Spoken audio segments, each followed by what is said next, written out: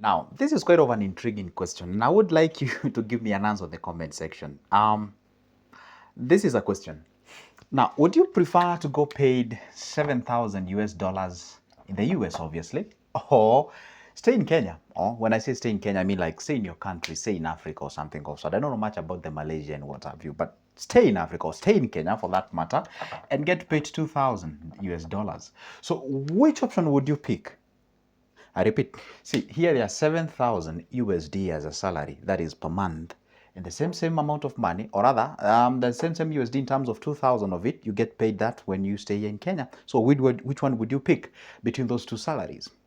This is it. Why I'm saying this, because I had a client, obviously I do deal with international people and what have you, and one of the question that was posted unto me is that one, because this is a guy who is caught in between the two.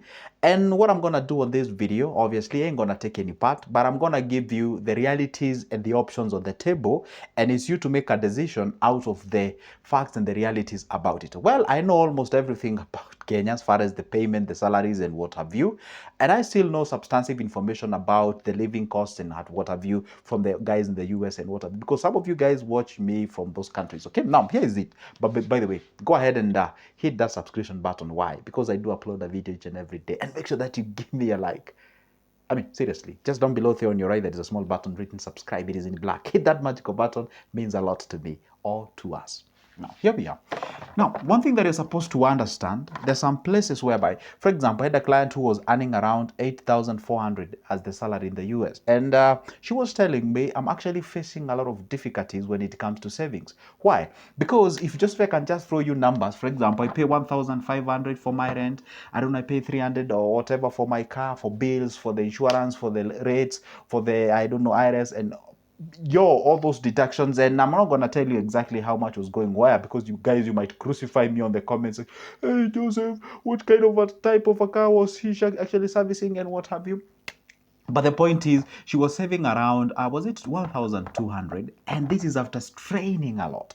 Bearing in mind that when you're outside the country, you really need to do what you call the black tax. People back at home are calling you, are telling you supporters, helpers, servicers, funders, and what have you. Okay? Now, anyway, she was saving 1,200, in that particular country. That is what is going towards her savings. Now, here we are. This individual is being paid 2,000 USD here in Kenya. 2,000 USD here in Kenya is close to 300,000. Let's call it at 280,000 Kenyan shilling. Let's just call it there. 280,000 Kenyan shillings. If you go back to KNBS, that is Kenya National Bureau of Statistics. Is it National Bureau of Statistics? Yeah, I think so. Yeah, they say that those people who earn a salary of 100,000 and above are simply 1.5% or 1%. Of all the population that we have in Kenya, only 1% of people usually earn 100,000 and above. And if you earn 48,000 Kenyan shilling in Kenya, all the way to 250K, you're regarded as a middle incomer. If you earn anything above this, you're regarded as high middle incomers and something of sort. So definitely by default of you earning 2,000, you're gonna get yourself in quite of a presentable, a salary at the end of the month. Let's just give a typical example here living in Kenya if you earn that amount of money, because some people who ask me, who are not Kenyans, do ask me, hey Joseph, how much do I need to survive in Kenya? Let me show you how you can live. If you earn this amount of money, and I'm assuming you have a family, let's say you have a wife and 2 kids or something, or maybe a kid, therefore this amount of money is enough to get you, let's say you've not even built yourself a home, okay? Let's say you get yourself a house worth something like, even in a quite of a decent place to live in Kenya, just call it, throw something like 35K, throw something like 35,000 per month. Here you have yourself a 3-bedroom. You have yourself a 3-bedroom. Okay? If you have yourself a 3-bedroom, it's quite of a decent place, secured and what have you. You're remaining with around 245,000. The other thing, do something like 5,000 for the Wi-Fi, of which is too much anyway. 3,000 is enough for home package. You go ahead and do the transport, and of course, maybe you bought yourself a car, or maybe you're servicing a car. If it's a need to you, of which it is not, then don't have to buy it.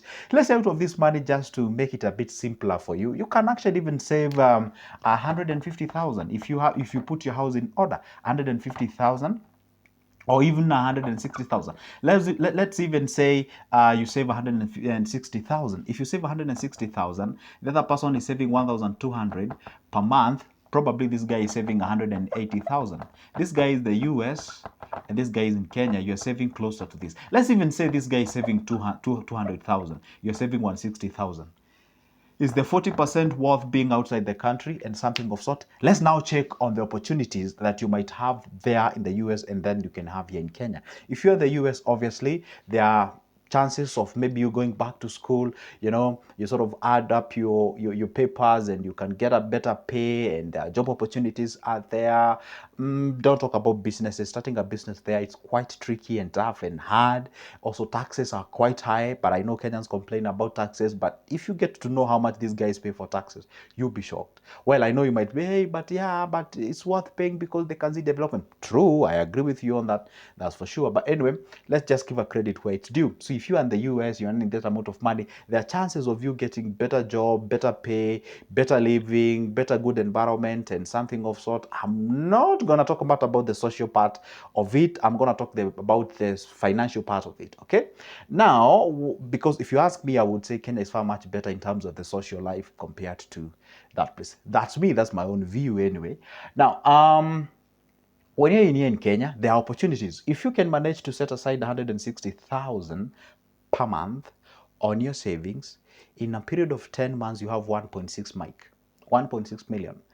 You have yourself a fresh car. You have a nice car. You can get yourself a car. Even less than a million, you have yourself a quite of a decent of a car. Let's say you have that amount of money. Get the opportunities that you can have here in Kenya.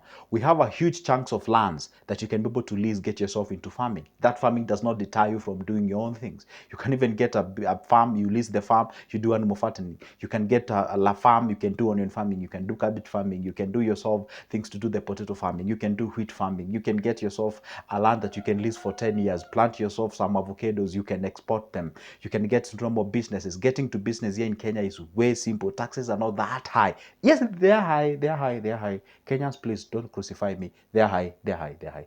But they're not that high if you compare to the US. Yes. Now, when you can be able to start a business, you can be able to start a venture, owning a home here in Kenya with only as little as 50,000 USD, you have yourself a home. In the US, talk about 300, 400, 500, 600 and above. With 5,000, you have yourself an apartment, you have yourself a home, you can even buy yourself a bungalow, you can even decide to build by yourself, you can decide to, like, for example, employing a nanny in Kenya is way affordable. With us 20,000 Kenyan shillings a month, you have yourself like the best nanny you can ever get.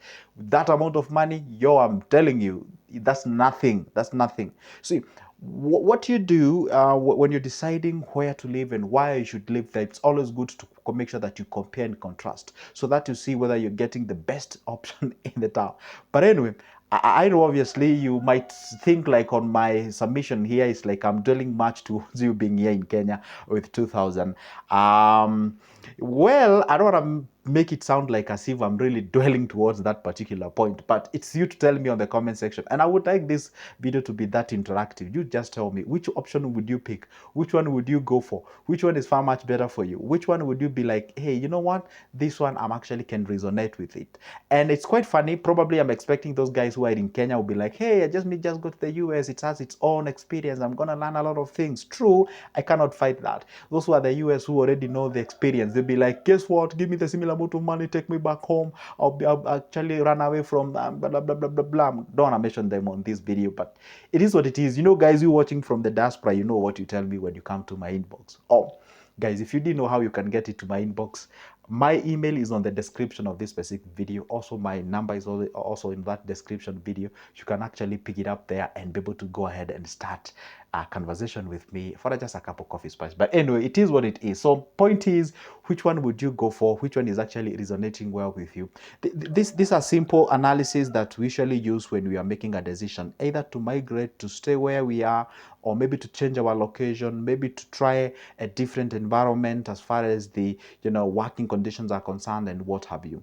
But anyway, there is a point of an individual who can say, hey, I just want to be there, learn a lot. I can actually grab a skill. I can actually import that skill back at home. I can actually utilize it and earn a lot. It is what it is. So the point is, guys, just tell me on the comment section, which one would you go for? Yeah, because if I continue talking, you guys, you might say, hey, Joseph, you're asking us a question, but you seem to dwelling on one side. Well, it is what it is. And by the way, if you're interested on my booklets about investments, shares, bills, bonds, business plans, whatever the thing you are in, again, that number is on the description of this specific video. So how about you grab it? Let's have a discussion. Let's talk business, because that is exactly how we learn. Never forget this. Just like an iron sharpens another iron, well, so do we learn from each other. For now, it's a goodbye and see you in the next one.